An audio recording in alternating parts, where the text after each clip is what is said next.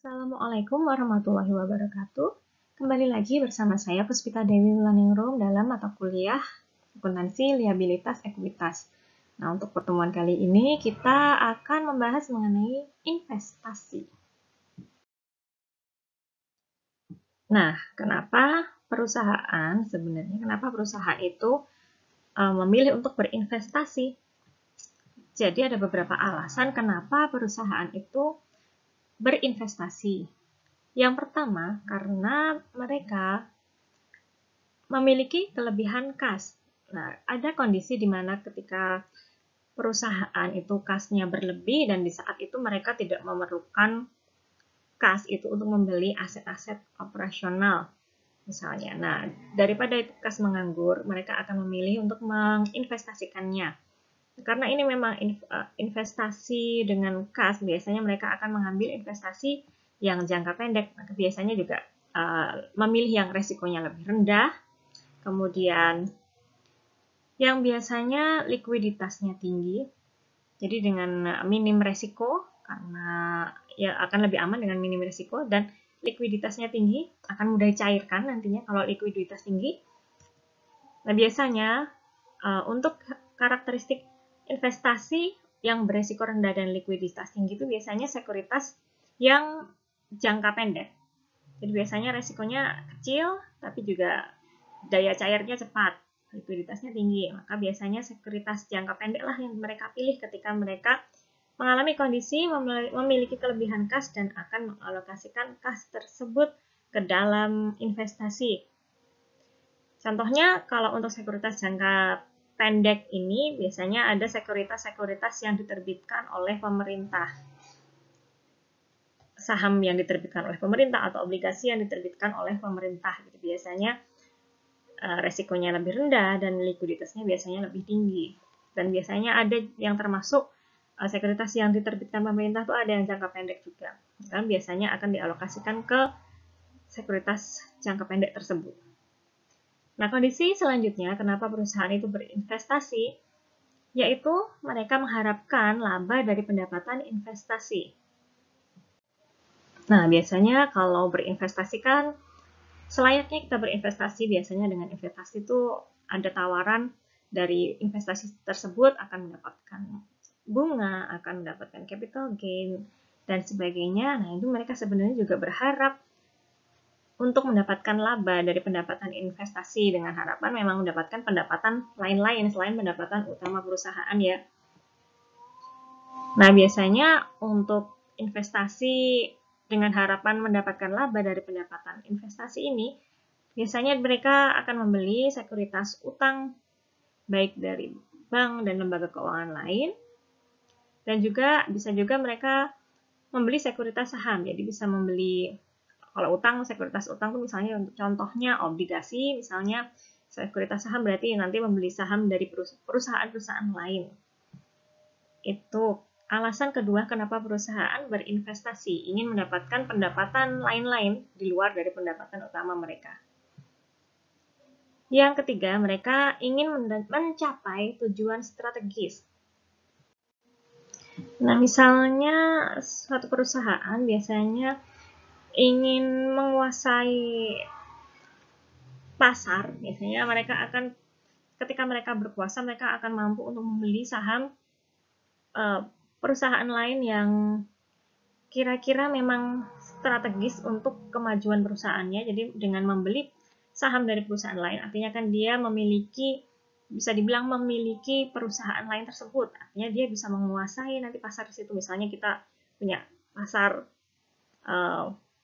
tentang mie instan misalnya, dia akan membeli, misalnya saya pemilik pasar mie instan, saya jualan mie instan, di situ saya berinvestasi, memang punya saham di pasar modal, tapi kita ingin memperluas pasar kita ingin mencapai pembeli yang lebih besar lagi, maka kita membeli saham dari mie instan lain misalnya.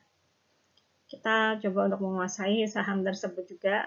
Kita dengan memiliki saham kan artinya kita juga memiliki perusahaan tersebut. Semakin besar kepemilikan saham nanti berarti semakin besar kepemilikan dia terhadap perusahaan tersebut. Nah, ini dengan ketika perusahaan ingin mencapai tujuan strategis, yaitu ingin mengembangkan usahanya menjadi lebih besar lagi misalnya. Nah, biasanya yang dibeli berarti nanti adalah saham dari perusahaan-perusahaan di industri yang terkait, yang diharapkan ingin dikuasai tadi.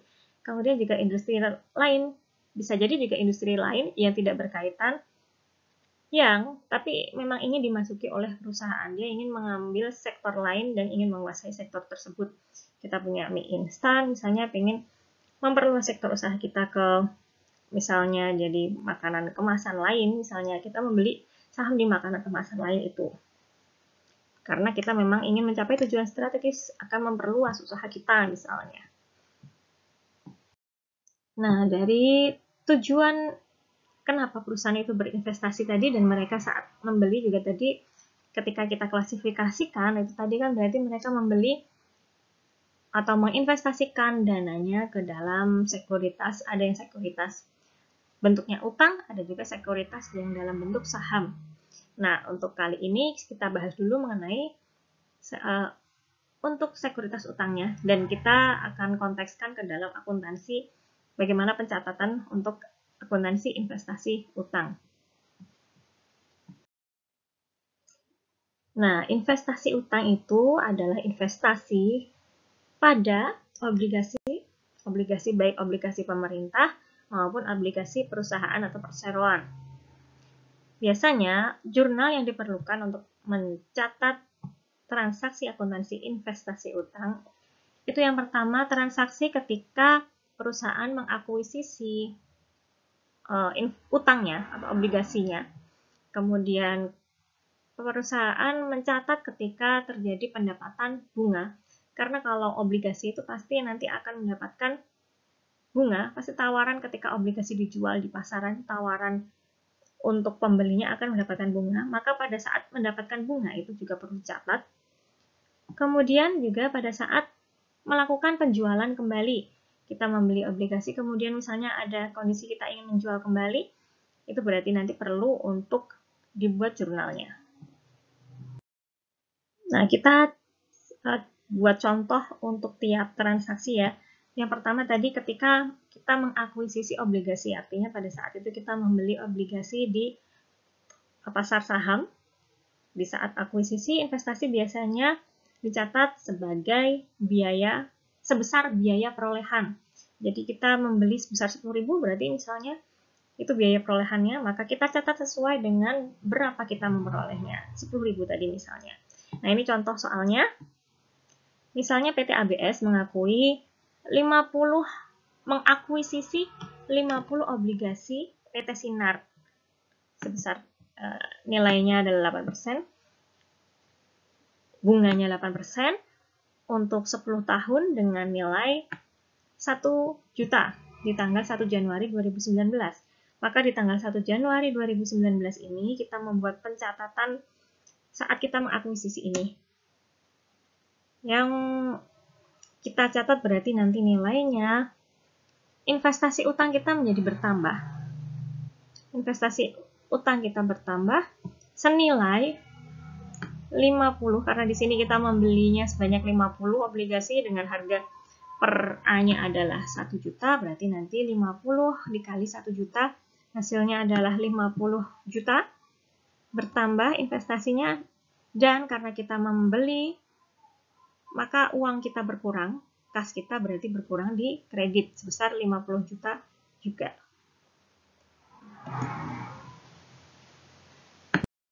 Nah, selanjutnya setelah kita mencatat akuisisi obligasinya, ketika tadi ditawar obligasi berarti kan tadi ada bunga yang akan kita peroleh ya. Di sini misalnya tadi dari obligasi tadi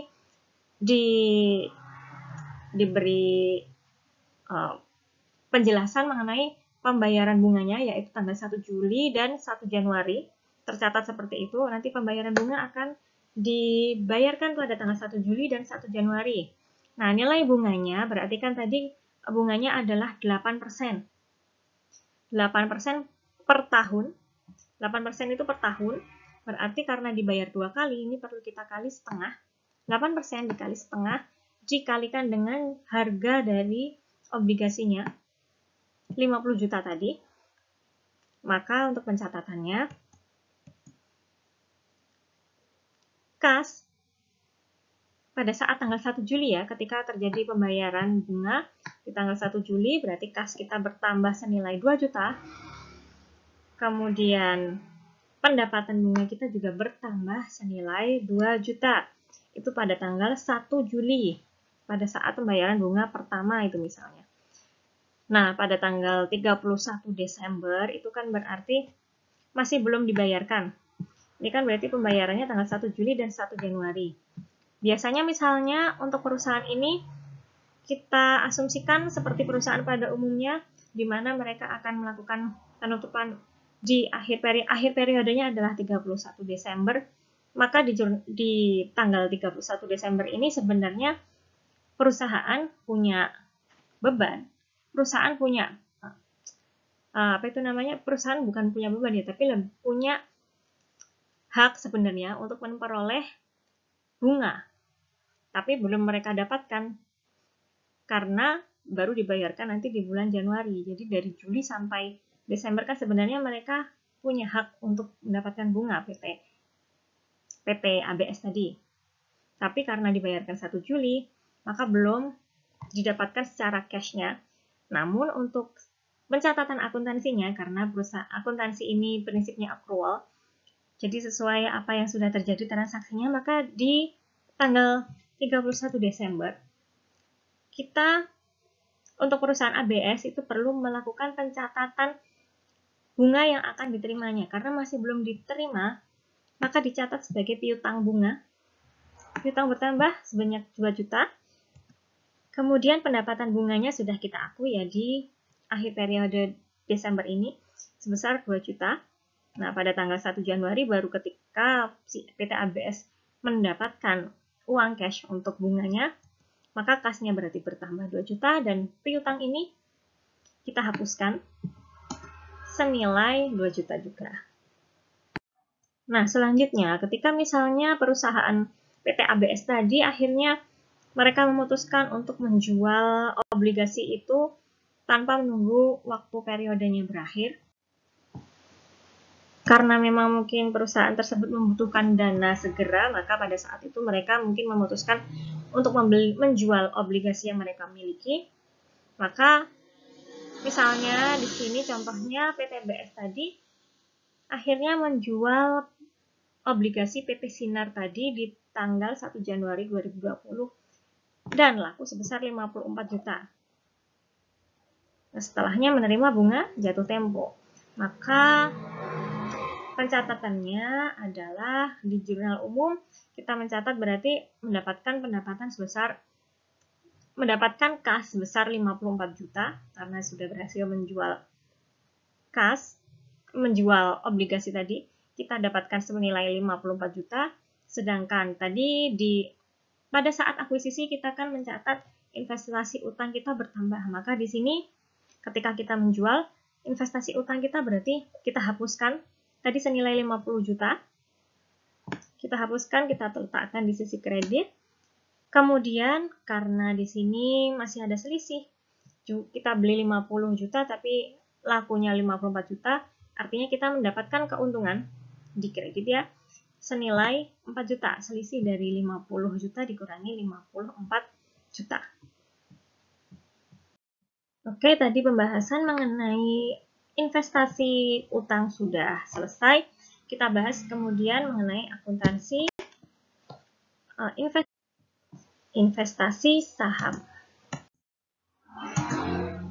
Nah, akuntansi investasi saham ini adalah investasi, berarti kita melakukan investasi pada saham perusahaan lain.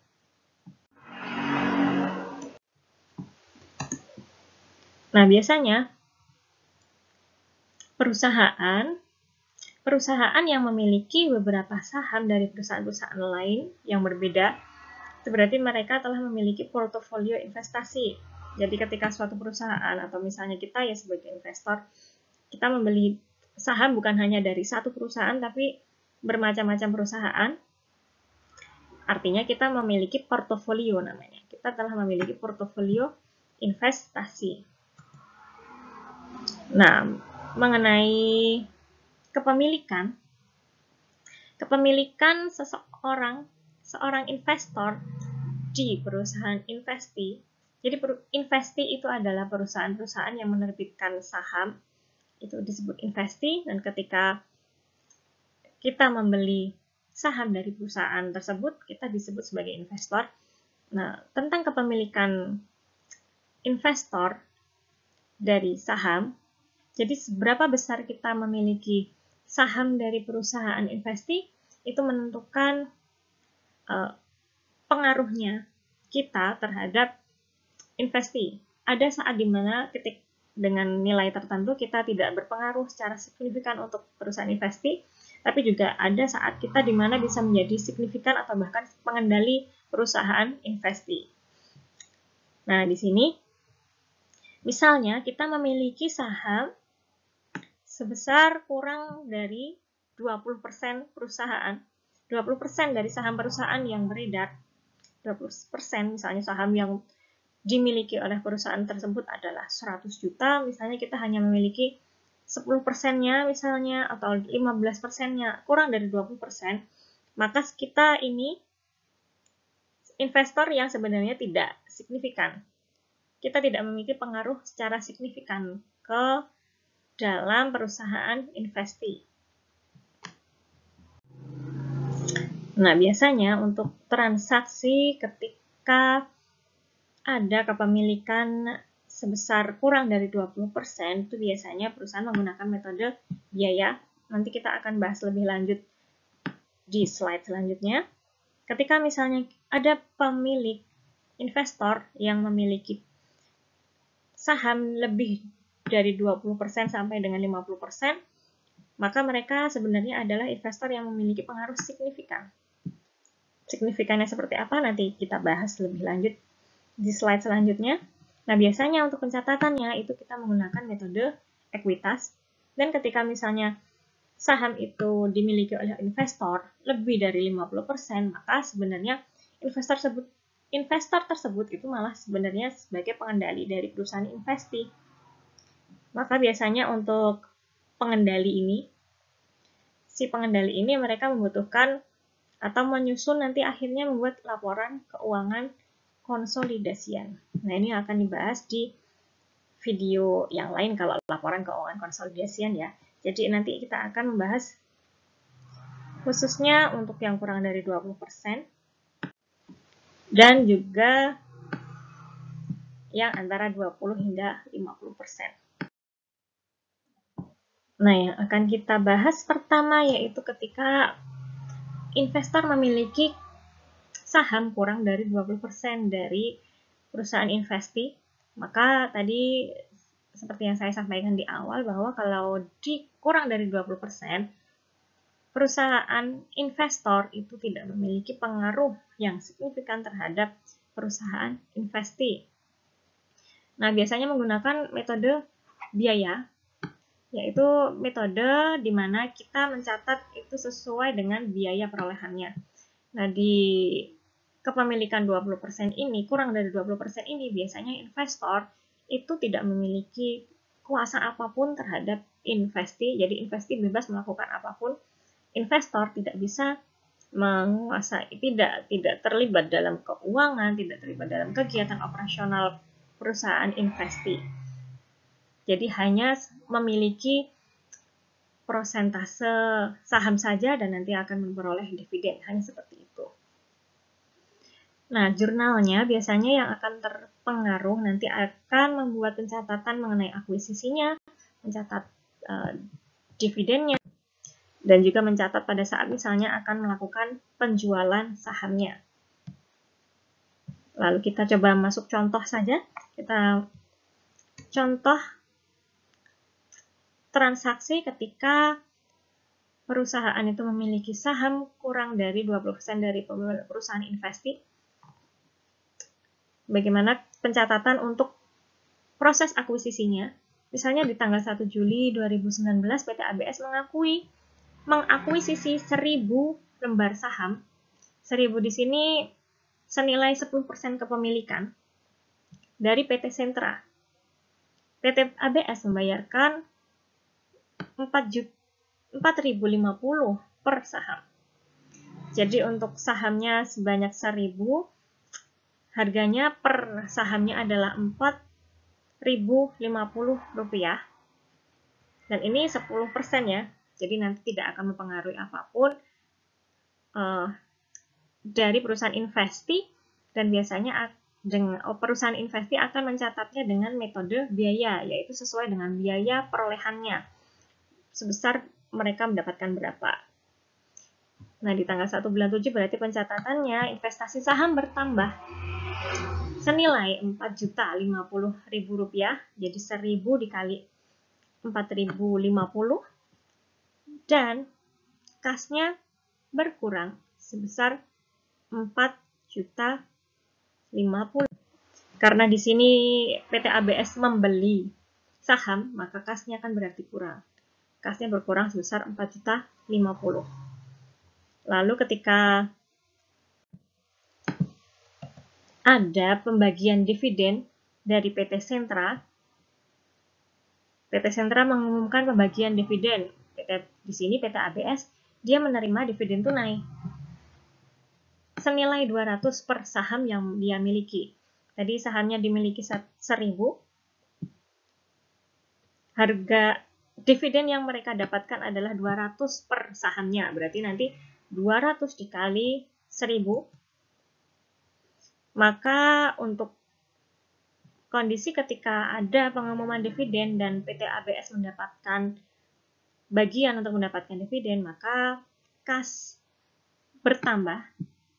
Karena di sini dividen tunai ya, maka kasnya bertambah sebesar 200 dikali 1.000, yaitu 200.000. Dan PT ABS mencatatnya juga sebagai pendapatan dividen namanya. Pendapatan dividen bertambah senilai 200.000. Lalu ketika PT ABS berencana untuk menjual saham dari PT Sentra tersebut, ketika PT ABS menjual, itu terjadi penjualan dan hasil penjualan itu, hasil neto penjualannya sebesar 3.950.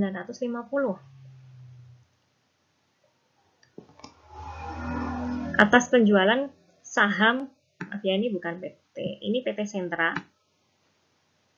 PT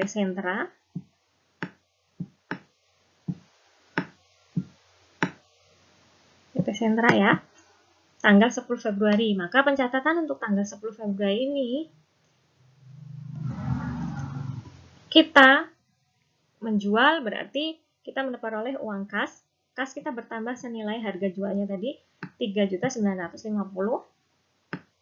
Nah, karena di sini kita harganya dulu adalah membelinya senilai 4.050, tapi kita hanya memperoleh kas, harga jualnya ternyata kurang dari 4.050, berarti kita rugi. Kita rugi penjualan investasi saham namanya. Ini harusnya diletakkan di sisi debit ya. Ini sisi debit, ini pencatatannya agak tidak pas. Untuk angkanya ini harusnya di sisi sini. Investasi saham di kredit. Berarti investasi saham kita hapuskan. Di sisi kredit dulunya ada di debit, kita hapuskan di sisi kredit senilai 4.050. Sedangkan untuk yang debitnya kita memperoleh kas senilai 3.950 dan kita mengalami kerugian karena harganya kurang dari 4.050, maka itu statusnya kerugian, rugi bagi kita. Kerugian penjualan investasi saham senilai 100.000. 4.050 dikurangi 3.950. Ini kondisinya ketika kita menjual tapi harganya lebih rendah dari harga pada saat kita membeli. Nah, ketika misalnya kondisinya kebalikannya, misalnya harganya lebih tinggi dari saat kita membeli, maka itu nanti statusnya adalah bukan kerugian lagi, tapi keuntungan. Keuntungan penjualan investasi saham. Ketika kondisinya kita memperoleh kas lebih besar dari harga saat kita membeli investasi sahamnya. Nah, nanti kalau ada keuntungan berarti nanti kita letakkan di sisi kredit ya, untuk akun keuntungan penjualan investasi saham. Sedangkan kalau kerugian berarti nanti letaknya di sisi debit seperti ini. Nah, selanjutnya kepemilikan antara 20% sampai 50%. Ketika investor memiliki saham dari investi itu antara 20% sampai 50%, maka perusahaan investor itu memiliki pengaruh yang signifikan, tapi belum sampai bisa mengendalikan investi ya. Perusahaan ini biasanya disebut perusahaan asosiasi karena mereka memiliki pengaruh yang signifikan. Pengaruh signifikan ini misalnya perusahaan investor ini mereka punya wewenang untuk misalnya di bagian keuangannya, mereka punya wewenang juga untuk berada di operasional perusahaan investi, misalnya sebagai dewan direksi, mereka bisa menjadi dewan direksi dari perusahaan tersebut dan memberikan beberapa, kalau sudah memasuki sebagai perwakilan di dewan direksi kan berarti nanti bisa memberikan masukan, kebijakan, atau kontrol untuk perusahaan tersebut, tapi tidak sampai nanti mengendalikan investi. Ini sebagai dewan direksi yang memiliki wewenang untuk memberikan advice, masukan, atau kontrol ke perusahaan investor. Nah, untuk kepemilikan antara 20% sampai 50% ini biasanya mereka menggunakan metode ekuitas, di mana di metode ini dia akan mencatat saham dari laba neto perusahaan asosiasi di tahun saat mereka peroleh. Jadi sampai mencatat laba netonya juga. Sampai mencatat saham dari laba neto perusahaan asosiasi. Dan dicatat pada saat tahun tersebut ketika mereka memperolehnya. Ketika perusahaan asosiasi di tahun tersebut memperoleh laba neto. Untuk perusahaan investor berarti bisa mencatat saham dari laba neto perusahaan asosiasi di tahun ketika diperoleh. Nah, untuk lebih jelasnya kita ambil contoh untuk transaksi akuntansinya. Nah, misalnya ada PT ABS. Tadi PT ABS tanggal 1 Januari 2019 mengakuisisi perusahaan PT Sentra, mengakuisisi saham biasanya PT Sentra sebesar 30%, nilainya sebesar 12 juta. Maka di sini investasi sahamnya bertambah seperti yang tadi ya. Untuk akuisisi investasi sahamnya sama. Investasi saham bertambah dan kas berkurang senilai 12 juta. Nah, ketika terjadi pembagian dividen, bagaimana mencatat pendapatan dan dividennya? Nah, kenapa di sini ada pendapatan? Jadi kalau yang tadi itu hanya mencatat dividennya saja yang dikurang dari 20%, sedangkan yang antara 20% sampai 50% itu juga mencatat pendapatan. Selain dividennya juga dia mencatat pendapatan dari sini. Karena memang untuk perusahaan investor yang memiliki 20% sampai 50% ini tadi kan memiliki hak untuk mencatat laba netonya, sudah memiliki hak untuk memperoleh laba neto dari perusahaan asosiasi. Tergantung seberapa besar perusahaan investor tersebut memiliki persentase saham biasanya. Nah, tadi di sini PT ABS kan mengakuisisinya sebesar 30%. Artinya memang memiliki sebanyak 30% hak laba dari laba yang diperoleh PT Sentra. Maka pada saat PT Sentra mendapatkan laba untuk PT ABS nanti juga akan statusnya dia akan mendapatkan pendapatan. Karena memang memiliki hak untuk memiliki 30% dari laba yang didapatkan oleh PT Sentra. Berarti nanti untuk pencatatan ketika PT Sentra memiliki laba neto sebesar 10 juta, maka PT ABC akan melakukan PT ABS ini akan mencatat pendapatan 30% kali 10 juta. Dia akan mendapatkan pendapatan sebesar 30% kali 10 juta ini. yaitu kita catat sebagai pendapatan investasi. Akan mendapatkan pendapatan investasi. Berarti investasi sahamnya bertambah senilai 3 juta, yaitu 30% kali 10 juta. Dan pendapatan investasi bertambah sebesar 33 juta juga. Bertambah di kredit ya untuk pendapatan. Sedangkan untuk dividennya berarti kita catat senilai di sini mengumumkan dan membayar dividen tunai sebesar 4 juta. Berarti kas kita bertambah, kas PT ABS bertambah senilai 4 juta dan investasi sahamnya berkurang karena dividen ini menjadi sisi kredit sebesar 4 juta juga.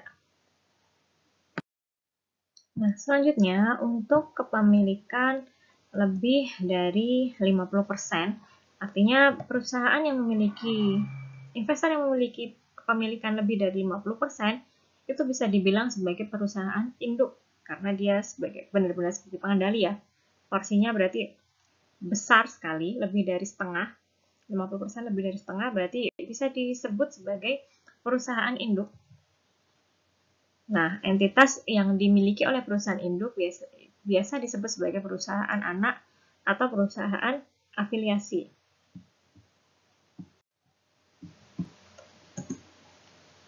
Biasanya perusahaan induk ini memiliki hak suara pengendali, jadi dia pengambil keputusan utama di perusahaan tersebut.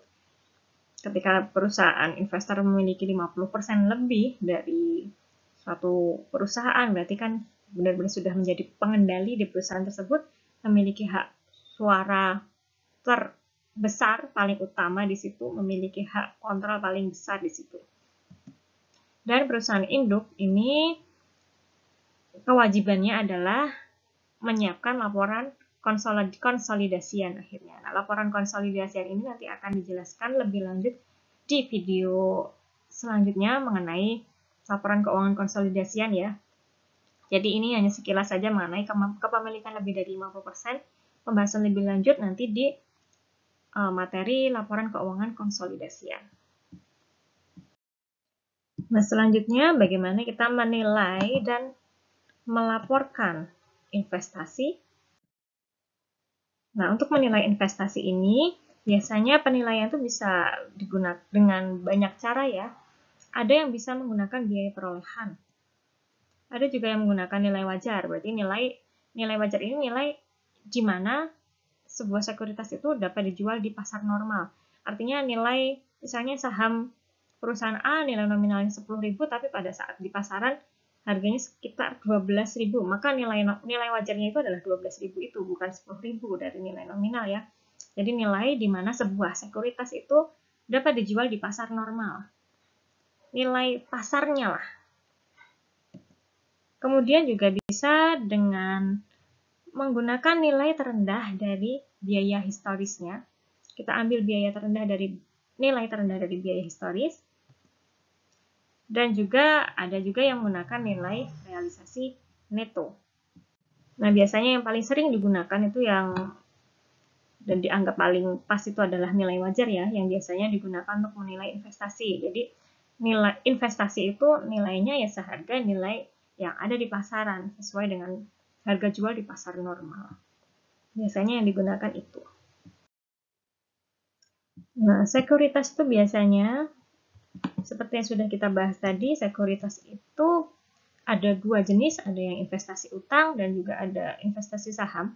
Biasanya dibagi menjadi utang dan juga ada yang saham. Investasi utang ini ada sebenarnya jenisnya yang bisa diperdagangkan dan ada yang dimiliki hingga jatuh tempo. Untuk sekuritas yang diperdagangkan, investasi utang yang termasuk dalam sekuritas yang diperdagangkan ini, biasanya sekuritas ini dibeli dan dimiliki dalam jangka waktu yang cukup pendek. Biasanya ini tujuannya untuk memperoleh pendapatan dari selisih harga dari jangka waktu yang pendek itu. Biasanya hanya dimiliki sebentar, kemudian dijual lagi dalam jangka waktu yang cukup singkat. Sedangkan sekuritas dimiliki untuk hingga jatuh tempo adalah memang niatnya untuk diinvestasikan.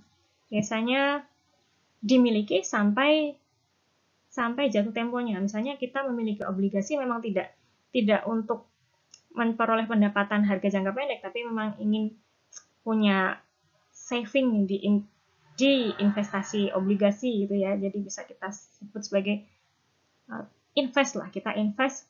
Jadi kita tunggu sampai memang jatuh tempo, misalnya obligasi itu untuk 10 tahun, nah maka kita memang keep itu sampai 10 tahun baru dijual kembali, baru sampai jatuh temponya.